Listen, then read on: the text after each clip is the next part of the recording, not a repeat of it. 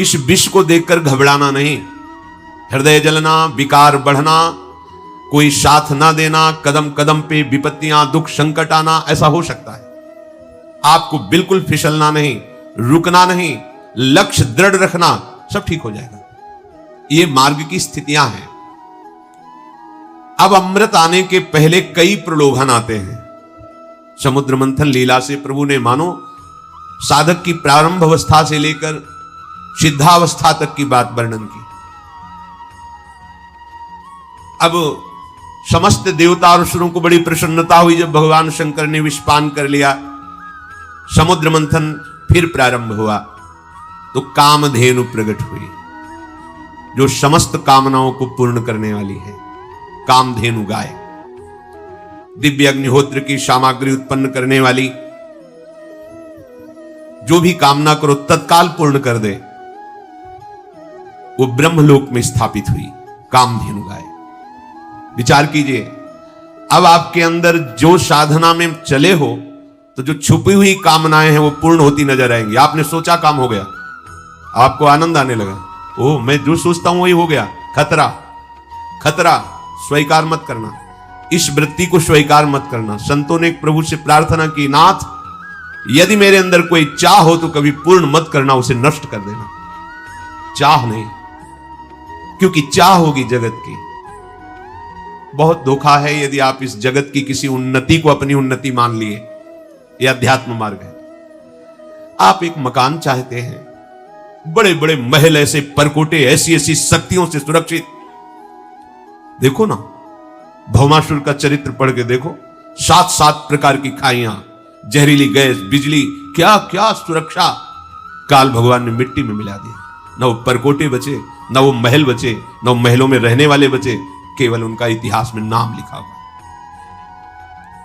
जगत की उन्नति की बात जब हमें सत्य लगने लगती है तो हमारा पूरा जीवन पार्थिव भोगों में चला जाता है।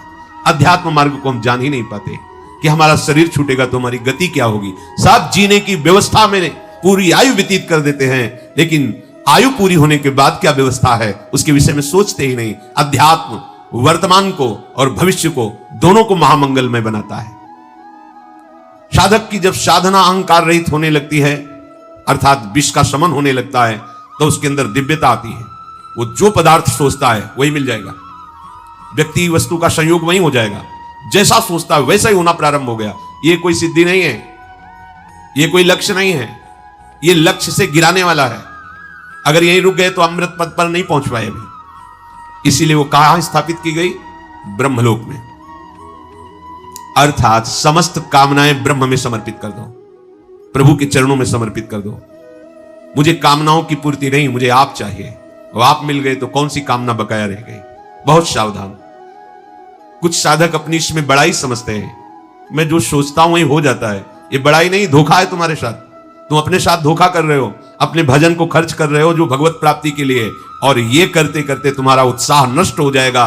तुम सत्य संकल्प कर ही नहीं पाओगे भगवत प्राप्ति का। इसलिए कामनाओं की पूर्ति पे जलन होनी चाहिए। तुम्हारी इच्छा हुई तत्काल कामना की पूर्ति नजर आ रही तो तुम्हें भयभीत हो जाना चाहिए। प्रभु क्या आप देख नहीं रहे हो? नाथ एक कामनाओं की पूर्ति रूपी वृत्ति हमें परमार्थ से हटा देगी। ऐसा कभी नहीं होना चाहिए। राबिया जी नाम की भक्ता थी, उन्होंने प्रभु से कहा, यदि मेरे हृदय में कभी सुख की चाह हो तो महान दुख देना, अगर स्वर्ग की चाह हो तो घोर नरक भेज देना। प्रभु मेरे हृदय की चाह कभी पूर्ण मत करना। भर्तरी जी ने भगवान शंकर जब प्रकट हुए तो कहा, हे देवाधिदेव, मुझे कभी सम्मान से भिक्षा भी ना मिले। क्या ये चाह रहे हैं महापुरुष? अब माया का ये नाटक अब हमें नहीं चाहिए।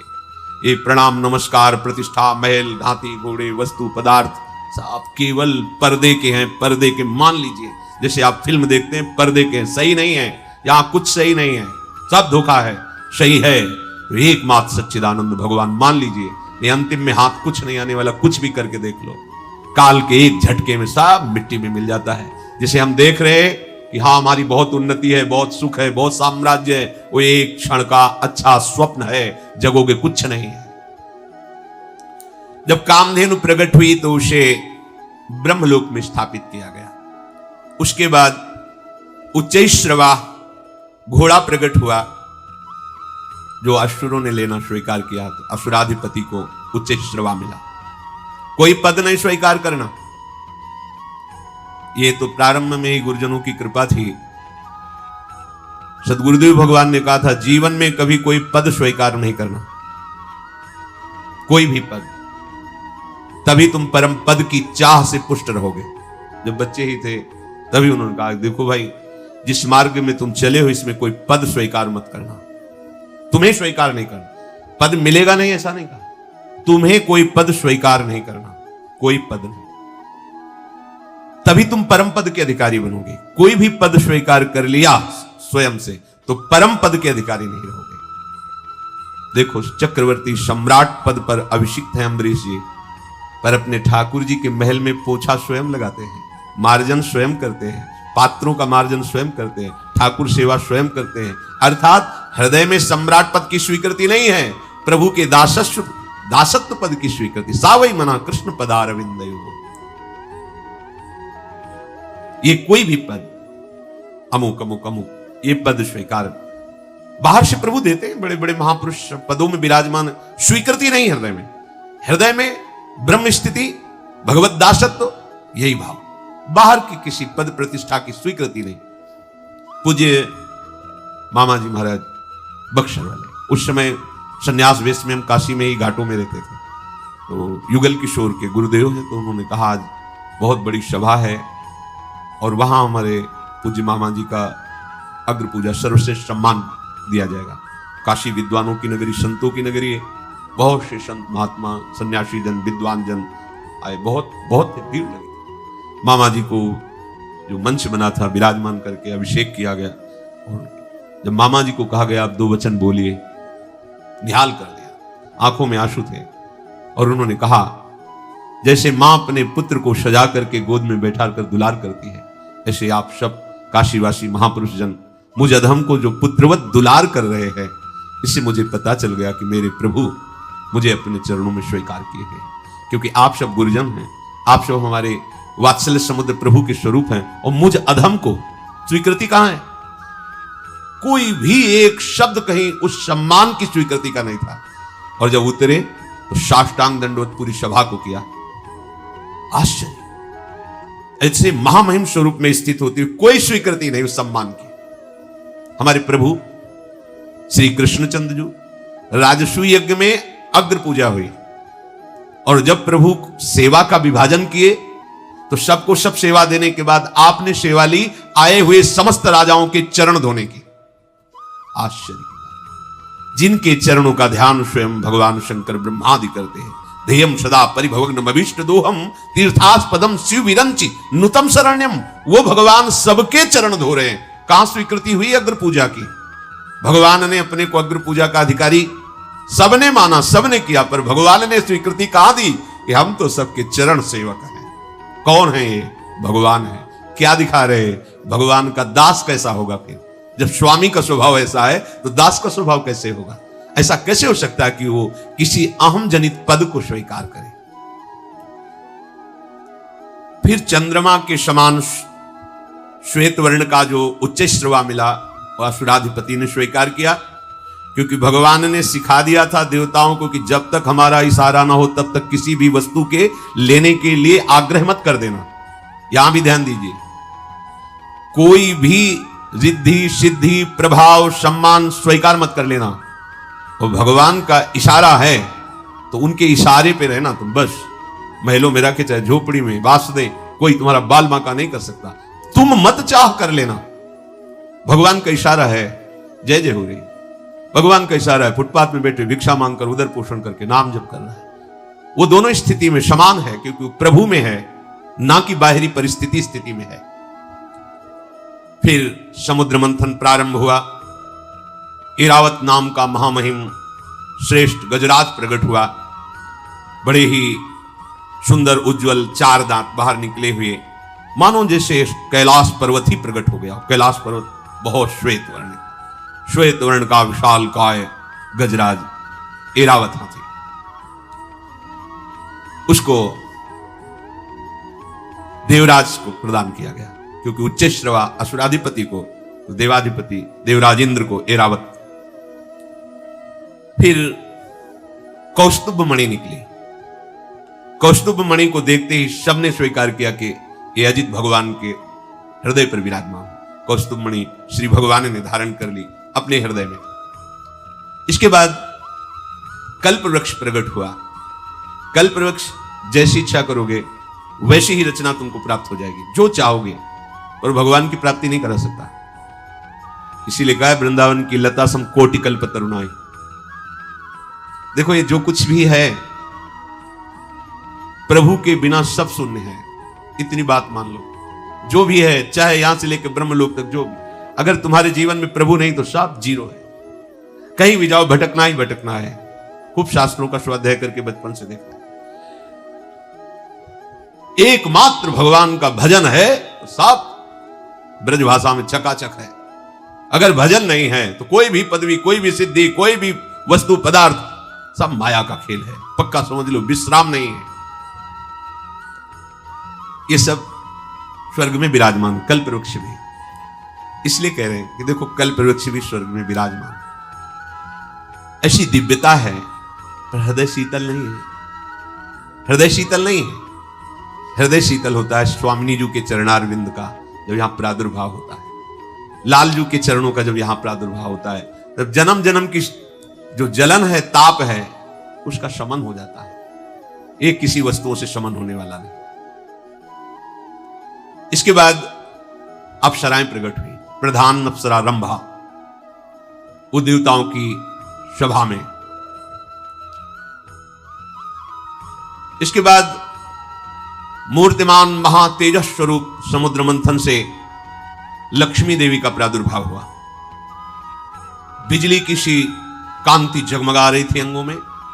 सौंदर्य, औदार्य, यौवन, रूप, रंग, कोई भी ऐसा नहीं था जो देख करके स्तब्ध न रह गया हो। अब मंत्रमुग्ध, मानो सबको स्तब्ध कर दिया लक्ष्मी। देवता दैत्य सब देखते ही रह गए। इतना सुंदर रूप भगवती श्री लक्ष्मी जी का। सबको चाह हुई कि लक्ष्मी जी हमें प्राप्त हो जाए, सबको। देवराज इंद्र ने तत्काल सुंदर बैठने का आसन बिछाया। मूर्तिमान नदियों ने अभिषेक किया। गंधर्वों ने मंगल गान प्रारंभ किया। अप्सराएं नृत्य करने लगी। मृदंग, डमरू, ढोल, नगारे, नरसिंगे, शंख, वेणु, वीणा, ये वाद्य बजने लगे। भगवती लक्ष्मी जी मंद मुस्कुराती हुई हाथ में कमल लिए हुए, जो समुद्र मंथन से प्रकट हुई थी, देवराज इंद्र के द्वारा दिए हुए सिंहासन पर विराजमान हुई। ब्राह्मण वेद मंत्रों का पाठ करते हुए दिग्गजों ने कलशों से जल से अभिषेक किया। समुद्र ने प्रकट होकर हाथ जोड़ करके रेशमी वस्त्र प्रदान किया। वरुण देव ने नमस्कार करते हुए वैजंती माला प्रदान की। विश्वकर्मा ने भांति भांति के गहने, सरस्वती जी ने प्रकट होकर मोतियों का हार, ब्रह्मा जी ने कमल और 2 दिव्य कुंडल समर्पित किए। जब ब्राह्मणों ने स्वस्त्यन पाठ कर लिया तो अपने कमल को घुमाते हुए वरण करने के लिए लक्ष्मी जी निकली। कौन मुझे वरण करेगा? जिसकी तरफ देखती लक्ष्मी जी तो सबके हृदय में था कि लक्ष्मी जी मुझे ही वरण करें। लक्ष्मी जी ने विचार किया जो निर्दोष है उसे ही मैं वरण करूंगी। जिसको मैं वरण करना चाहती हूं वो नित्य हो, अविनाशी हो, वो मुझे चाहता ना हो। ध्यान से सुनिए, लक्ष्मी चाहने वाले को लक्ष्मी नहीं मिलती, तभी सब परेशान है, क्योंकि लक्ष्मी की चाह है। और जो अचाह हो गया तो लक्ष्मी जी उसको पुत्र की तरह दुलार करती है। पर यहां लक्ष्मी पति बनने के लिए सब परेशान है। नहीं, मायापति, अभी लक्ष्मीपति, करोड़पति, अरबपति, खरबपति, इससे चैन नहीं है। लक्ष्मीपति बनिए, लक्ष्मीपति के दास बन जाओ और चाह खत्म करो तो मां है, जगदम्बा है, वही भरण पोषण करती सबका। गंधर्व, यक्ष, असुर, सिद्ध, चारण, देवता, पूरे त्रिभुवन में हाहाकार मच गया लक्ष्मी जी वरण करने के लिए। तो बड़े बड़े महात्मा जन भी दर्शन करने हेतु पधारे। लक्ष्मी जी ने दृष्टि डाली तपस्वियों पर। हां, तपस्वी हैं पर इनको अपने तप का बल है और ये क्रोध पर विजय प्राप्त नहीं। तपस्वी एक क्षण में ही हाथ में जल हो जाता है। अच्छा तो देखो ना, और चरणामृत पी रहे हैं अम्बरीश जी, तुमने निमंत्रण देकर के भोजन पा लिया, परायण कर लिया, तुम्हें डर नहीं लगा? लो ये लो कृत्यापन, एक क्षण में दंड देने की भावना, एक क्रोध पर विजय प्राप्त नहीं कर सके। ये ज्ञान तो है इनको, ज्ञानी जन, पर ये पूरे अनासक्त नहीं है। ये बड़े बड़े महत्वशाली हैं, पर ये पूर्ण काम विजयी नहीं है। बहुत ऐश्वर्यशाली हैं, पर इनको दूसरों का आश्रय लेना पड़ता है। धर्माचरण तो है, पर प्रेम नहीं है। त्याग तो है, पर ये मोक्ष पद में नहीं है। वीरता तो है, पर काल के पंजे से बाहर नहीं है। और कुछ महात्माओं को देखा कि इनके अंदर न विषयाशक्ति न कोई चाह है, पर ये देख ही नहीं रहे हैं, ब्रह्मानंद में तृप्त है। तुमसे मतलब ही क्या है? कुछ अद्वैत समाधि में तल्लीन है, किन्हीं की आयु बहुत लंबी है, पर शील और मंगल ठीक नहीं है। किन्हीं का शील मंगल ठीक है, आयु का ठिकाना नहीं है। किन्हीं के दोनों ठीक है, पर भेष अमंगल है। सब जगह नहीं। एक बचे भगवान श्री हरि। तब कहा यहां सब कुछ है, पर ये मेरी तरफ देख ही नहीं रहे, चाह ही नहीं रहे। पर ना चाहते हुए भी वर्ण मुझे इन्हीं का करना है। लक्ष्मी जी ने श्री भगवान श्री हरि के गले में वरमाला डाल दी। समस्त देवताओं ने जय घोष किया। भगवान जगत पिता हैं, लक्ष्मी जी जगत जननी है, जगत माता है। समस्त संपत्तियों की अधिष्ठात्र देवी श्री लक्ष्मी जी को पार्श्व में विराजमान तो किया ही, पर प्रधान स्थान वक्षा स्थल में दिया, जिसे श्री लांछन श्री लक्ष्मी जी यहां विराजमान भगवान श्री हरि के।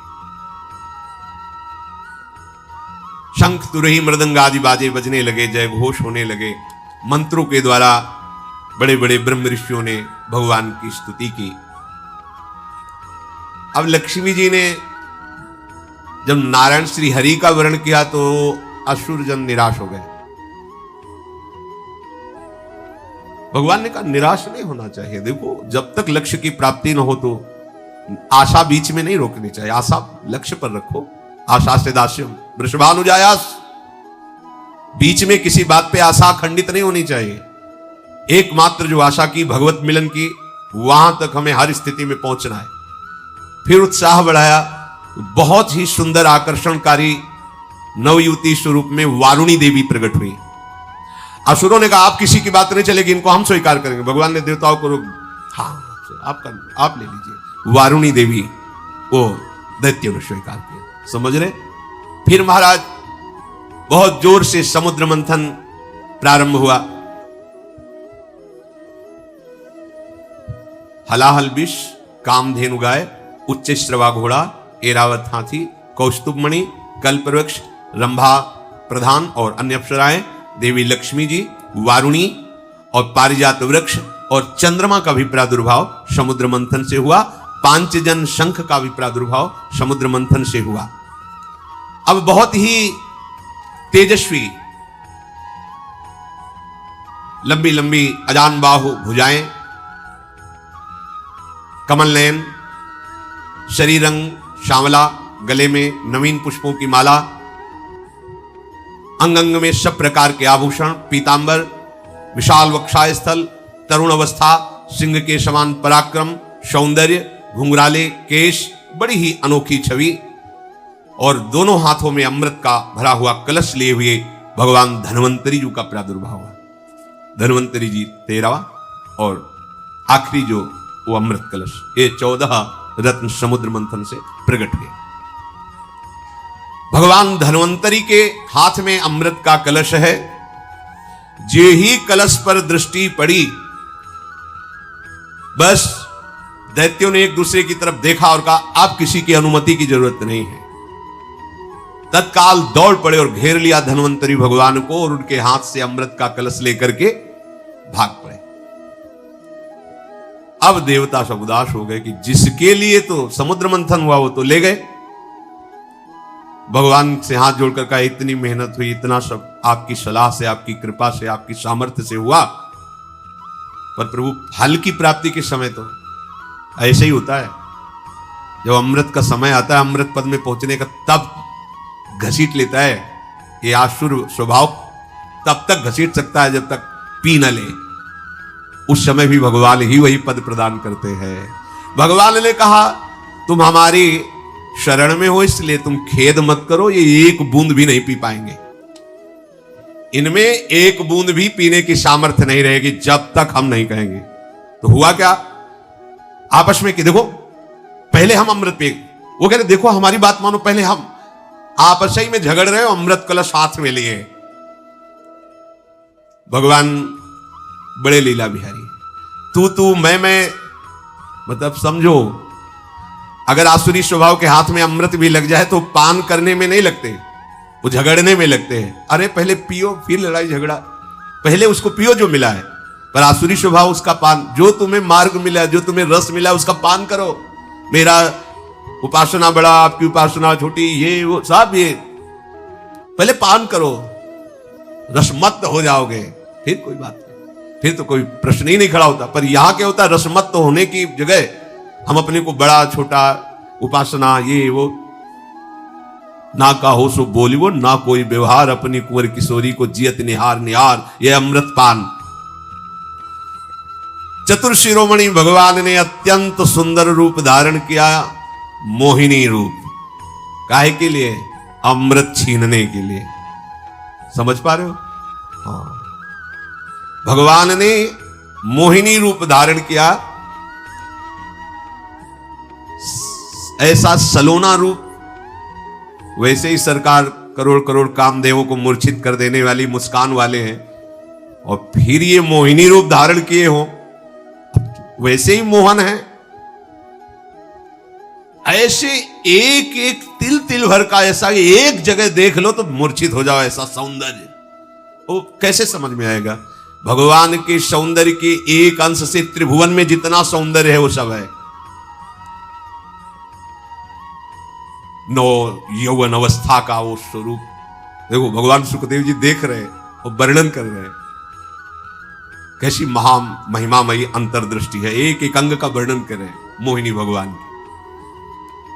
और प्रकट कहां हुए, उन्हीं दैत्य सेनापतियों के बीच में जहां अमृत कलश लिए हुए थे। नूपुरों की झनकार, कंगन वलय की झनकार, किंकणी की झनकार जे हुई तो अमृत कलश से दृष्टि हटी और वो मोहिनी सरकार पर दृष्टि पड़ी। जे ही पड़ी, मंद मुस्कुरा के तिरछी चितवन से देखा, सब के सब दैत्य भूल गए कि मुझे पान क्या करना है। अमृत हाथ में रह गया, सब देखते ही रह गए, मोहिनी रूप को भूल गए। अमृत पीना मैं तू सब खत्म, देखते ही रह गए। ऐसा भगवान का रूप। भगवान के सौंदर्य को देखकर सब आसपास से भगवान को घेर लिए मोहिनी ठाकुर। उनमें से प्रधान बलवान जो असुर थे, एक दूसरे को दृष्टि से देख, पहले मैंने देखा, पहला प्रश्न मैं करूंगा, मेरा अधिकार है। भगवान सबकी तरफ ऐसे देखते हैं मानो सबसे अधिक मुझे ये चाहती है, ऐसा। बड़े लीला बिहारी, जो उनमें अपने को बहुत बलवान और अधिकारी समझ। उन्होंने कहा, कमल नयनी तुम कौन हो, कहां से आई हो, क्या करना चाहती हो? सुंदरी, तुम्हें देखकर हमारे हृदय में प्रश्न ही प्रश्न खड़े हो गए। बड़ी खलबली मच रही मेरे हृदय में। ना तुम देवताओं के कुल की हो, ना दैत्य कुल की, ना सिद्ध, ना गंधर्व, ना चारण, ना लोकपालों की, क्योंकि आज तक मैंने ऐसा ना सुना है रूप, ना देखा है। फिर मनुष्य की तो बात ही क्या है, विधाता ने सिर्फ हमारे लिए रचा है तुम्हें। मुस्कुरा दिए भगवान, हाँ तुम्हारे विधान इस तुम्हारे लिए ही किया है। सही बात है, ये विधान तो मैंने तुम्हारे लिए ही किया है। देखो हम सब तुम्हारे सेवक हैं। देख लो, बड़े बड़े असुर सेनापति एक मुस्कान में बोल पड़े, हम तुम्हारे सेवक हैं। हम आपस में लड़ाई लड़ रहे हैं, तुम हमारा झगड़ा मिटा सकती हो? वैसे तो हम सगे भाई हैं, देवता और दैत्य, एक ही हमारे पिता हैं कश्यप जी। पर अब देवता दैत्य के हम आपस में दैत्य ही दैत्य लड़ रहे हैं। ए देखो, ये सुंदरी हमारे पक्ष में है, ऐसा करें कि ये अमृत कलश इसको दे दे और ये पिलाए तो। भगवान ने सबकी तरफ देख के जे मुस्कुराया, हाँ हाँ हम राजी। अमृत कलश बिना मांगे हंसते हुए भगवान के, समझ रहे हो, बिना मांगे अमृत कलश उनके हाथ में। तिरछी चितवन से हर एक दैत्य को देख के भगवान ने घायल किया। हर दैत्य समझ रहा है मुझे सबसे ज्यादा प्यार करते तो अमृत तो हमको ही सबसे पहले पिलाएंगे। भगवान ने कहा मेरी भी बात सुनो, तुमने पूछा तुम कौन हो तो मैं अपना परिचय बता रही हूं, मैं किसी की नहीं होती। ठीक कह रहे, माया रूप धारण किया, माया किसकी है? हरि की है, किसी की और की थोड़ी हो सकती। भगवान के वचनों को समझना है। मैं किसी की नहीं हूं। समोहम सर्वभूतेषु न मे द्वेष्टि न च प्रियः, ना मेरा कोई द्वेष का पात्र है, ना मेरा कोई प्रिय है, मैं सब में समान विराजमान हूं। अर्थात मैं किसी की नहीं हूं। तो समझ जाना चाहिए ना कि जो किसी के लिए है क्या? माया। माया किसकी होती? किसी के लिए। तो भगवान भगवान रूप में तो नहीं दिखाई दे रहे ना, मोहिनी रूप। तो क्या है ये? भगवान ने माया से ही तो ये रूप धारण किया। और तुमने अमृत के न्याय का भार मेरे ऊपर डाल दिया।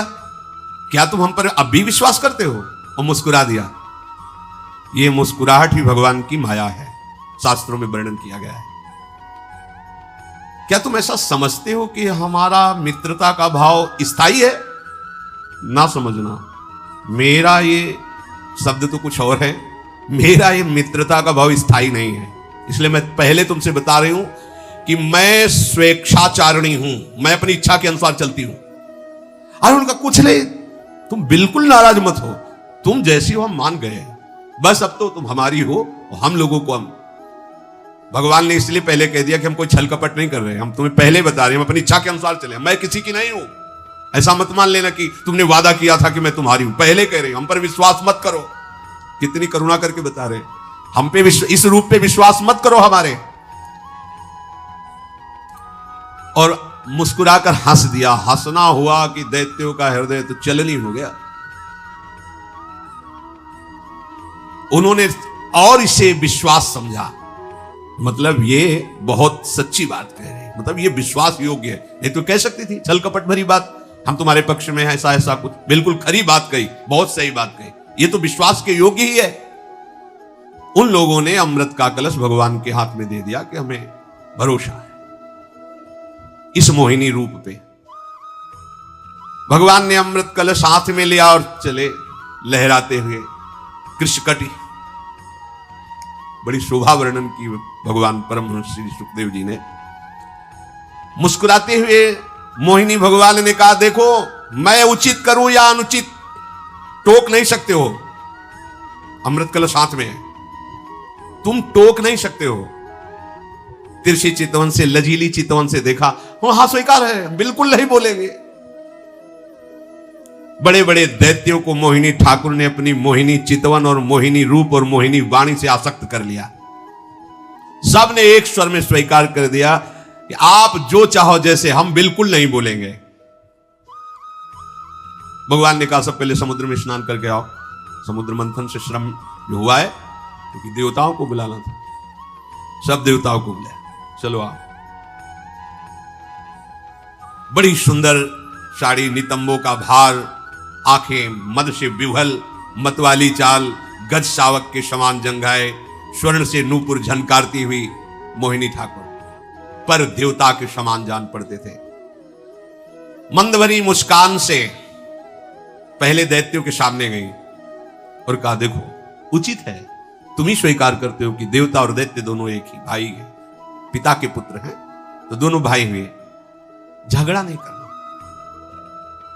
हमारे ऊपर छोड़ा है ना, अब हम पहले उस लाइन से, तुम इधर मुख करो, तुम इधर मुख करो, एक ही साथ बैठा ला। और हर दैत्य के सामने बिना अमृत कलश पिलाए कटाक्ष करते हुए भगवान धैर्य पूर्वक बैठे कि प्यार तो हम ही से करती है और हम ही को अमृत पिलाएगी, घूम के कहीं से भी आ जाए। दैत्यों के सामने जब भगवान चल रहे हैं तो अपना पल्लू गिरा के चल रहे हैं। असुर स्वभाव वैसे ही है। देवताओं को भगवान सामने जाकर बिल्कुल सावधान, सब बिल्कुल सावधान बैठे हैं। हाव भाव कटाक्ष से मोहित करके दैत्यों को फिर अमृत पिलाना शुरू किया। देवताओं को देखते जा रहे भगवान। वो अमृत जो मृत्यु का नाश करने वाला है, अर्थात अमर कर देता है। बुढ़ापा नहीं आएगा, कोई दर्द नहीं, कोई पीड़ा नहीं, बहुत प्रकार के उसमें सद्गुण। परीक्षित असुरजन मोहित हुए बैठे हुए थे, बिल्कुल हलचल हृदय में नहीं थी। वशीकरण कर लिया था मोहिनी ठाकुर ने अपने नेत्रों से, मंद मुस्कान से। और वे समझ रहे थे ये जो करेगी वो हमारे प्रियता में ही करेगी। मोहिनी ठाकुर से उन्हें अत्यंत प्रेम, भगवान जान के नहीं, एक सुंदर स्त्री समझ के। और देवताओं को बिल्कुल कोई फर्क नहीं था भगवान की किसी भी चितवन में, मुस्कान में। क्यों जान रहे क्या श्री भगवान है, समझ रहे हो? कोई भी सौंदर्यशाली तुम्हें तभी आकर्षित कर सकता है जब तुम उनमें भगवत भाव नहीं करोगे। यदि भगवत भाव करोगे तो कोई तुम्हें आकर्षित नहीं कर सकता, क्योंकि परम सुंदर भगवान सब में विराजमान है। एक भी देवता मोहित नहीं हुआ, क्योंकि वो जानते कि श्री भगवान है। और एक भी दैत्य नहीं बचा जो मोह से युक्त ना हो गया, क्योंकि वो जानते नहीं कि श्री भगवान है। बस इतना ही खेल है। मत्ता परतरम नान्यत किंचित अस्ति धनंजय, मेरा ठाकुर कह रहा है मेरे सिवा कुछ नहीं है। और हम क्या देख रहे हैं? स्त्री पुरुष, उत्तम अधम, अच्छा बुरा। तो यही मोहिनी ठाकुर की मोहिनी माया है, जो हम उनको न देख करके और कुछ देख रहे हैं और कुछ मान रहे हैं। वही कारण है कि हम अमृत पद को छोड़ करके आसक्त हो रहे हैं देहों में, भोगों में। अमृत देवताओं को पिलाया जा रहा है। तो राहु दैत्य ने सोचा कि कहीं मेरे साथ छल तो नहीं हो रहा है, कि इधर पीठ पे पीठ लगा के विराजमान किया गया, तो ऐसा तो नहीं हो रहा कि मुझे छला जा रहा हो। तो देखा तो इधर से गए थे बिना पिलाए, उधर सबको पिलाते हुए आ रहे हैं। बगले में तो पंक्ति लगी थी, चट से एक देवता के बीच में ऐसे घूम के बैठ गए राहु, और भगवान ऐसे देख रहे थे सावधानी पूर्वक। और देवताओं की अंजलियों में अमृत, चंद्रमा और सूर्य ने तुरंत कहा प्रभु बीच में राहु। अमृत गिर चुका था। भगवान ने तत्काल सुदर्शन चक्र से उसका सर काट डाला, पर यहां अमृत नहीं पहुंच पाया। बस इतने में ही आज भी है जो चंद्र ग्रहण सूर्य ग्रहण है ना, वो इसीलिए पड़ता है। शिर अमर हो गया। आज भी वैर भाव रखकर चंद्र ग्रहण सूर्य ग्रहण, वो चंद्र और सूर्य पर आक्रमण करता है राहु। सब अमृत देवताओं को पिला दिया। असुरों ने जब पीछे मुड़ के देखा तो कलश में एक बूंद भी नहीं। बस आप इतना समझ लीजिए कि भगवान को जब तक भगवान नहीं मानोगे तब तक अमृत पद पे एक भी यहां कोई वस्तु, व्यक्ति, स्थान अन्य नहीं है। महापुरुषों ने अनुभव किया, जड़ चैतन्य कछु नहीं दिखत, जित दिखत तित श्याम खड़े। गोपीजनों ने देखा है, जित देखूं तित श्याममय। गोस्वामी जी ने देखा, सी राम में सब जग जा, मेरे प्रभु ही हैं। जब तक भवदाकार वृत्ति नहीं होती तब तक इस अमृत पद का अधिकारी नहीं होता। प्रभु से बिलग कोई भी वस्तु, कोई भी व्यक्ति, कोई भी स्थान है तुम्हारे हृदय में, वो तुम्हारे अमृत पद से तुम्हें वंचित कर देगा। देखो ना, अगर हिरण के बच्चे में भगवान की भावना कर ली होती भरत जी महाराज ने, मेरे भगवान, तो भजन छूट गया ऐसे शब्द नहीं आता। कुत्ते पे भावना कर ली नामदेव जी ने, तो वहीं प्रकट हो गए भगवान विठ्ठल। जल लेने गए तो बहुत लंबा भूत वहां नदी के किनारे था, तो ऐसे देखा, वाह प्रभु ऐसा भी रूप धारण कर लेते हो। वहां भावना की तो देखा विठ्ठल भगवान भूत के रूप में मुस्कुरा रहे हैं। जब हम प्रभु से बिलग किसी की सत्ता देते तभी हमारा जन्म मरण निश्चित हो जाता है। यहां प्रभु से बिलग कुछ नहीं है, सब में प्रभु विराजमान वही है। ये पंचभूत भी वही बने हैं, पर इसकी प्रक्रिया है। इसको दो विभाग किए जाते हैं, एक किया जाता है सत और एक किया जाता है असत। है वही, पहले असत का त्याग करो, सत में प्रतिष्ठित हो। जब सत में प्रतिष्ठित हो गए तो सब कुछ सच्चिदानंद है, यह अनुभव हो जाएगा। असुर एकदम भड़क गए, कलश तो खाली हो गया। भगवान ने उसी समय मोहिनी रूप त्याग करके अपने स्वरूप, अब वो सब माथा पीट रहे कि मुझे क्या पता था ये हरि ऐसे रूप को धारण करेंगे। बस घाटा बाद में समझ में, मन पछताई है अवसर। जिसे हम द्रोह कर रहे हैं, जिसे हम नीच समझ रहे हैं, जिसे हम क्रूर समझ रहे हैं, उसमें प्रभु विराजमान है। जब तक हमारे हृदय में भाव नहीं आता तब तक हमारी कच्ची साधना है। सच्ची साधना यही है, कण कण में झांकी भगवान की किसी सूझ वाली आंख ने पहचान की। सूझ वाली आंख, तत्व दृष्टि जब तक जागृत नहीं होती तब तक ये वैर, ये विरोध, ये आकर्षण, मैं तू, ये माया का खेल हमारे सामने चलता रहता है। जे भी भगवान ने अपना वास्तविक स्वरूप धारण किया, अब देवता अमृत पी चुके थे, दैत्य क्रोधानल से जल रहे थे। आगे की बात आगे युद्ध में हम इस प्रसंग को इस बात पे लेते हैं कि संपूर्ण समुद्र मंथन भगवान से ही हुआ। समुद्र मंथन का सार अमृत भगवान की कृपा से मिला। ने समुद्र मंथन करने पर भी इनको अमृत नहीं मिलता, दैत्य लोग छीन ले गए थे। ऐसे ही हमारी साधना की सिद्धावस्था स्वयं श्री भगवान करते। हमारा केवल एक काम है, भगवान का निरंतर चिंतन करते हुए भगवान के आश्रित होना। किसी भी वस्तु के प्रलोभन में या किसी पद के प्रलोभन में या किसी अन्य लाभ की आकांक्षा में अपने उपासकों को, अपने मतलब प्रियालाल के चरणारविंद की प्राप्ति करने की भावना दृढ़ करने वाले उपासक को कभी आकर्षित नहीं होना चाहिए, कभी रुकना नहीं चाहिए। मिलना कोई बड़ी बात नहीं है, मार्ग है, मार्ग में सुखद स्थितियां भी आती, दुखद स्थितियां भी आती, पर प्रलोभन नहीं करना। अगर सुखद परिस्थितियों में तुम प्रलोभन नहीं किए तो दुखद परिस्थिति तुम्हें रोक नहीं पाएगी, और अगर सुखद परिस्थिति का भोग कर लिया तो दुखद परिस्थिति तुम्हें जबरदस्ती भोगनी पड़ेगी, और जब भोगोगे तो रुक जाएगा मार्ग। और ये बड़े ऊंचाई से भी होता है, बड़ी बड़ी ऊंचाई में आकर्षण होता है। ऐसा कोई मात तो नहीं रखना चाहिए प्रभु के सिवा की किसी लोकांतर में, किसी अन्य देवता में। वो सब दिव्यता मायाकृत ही है।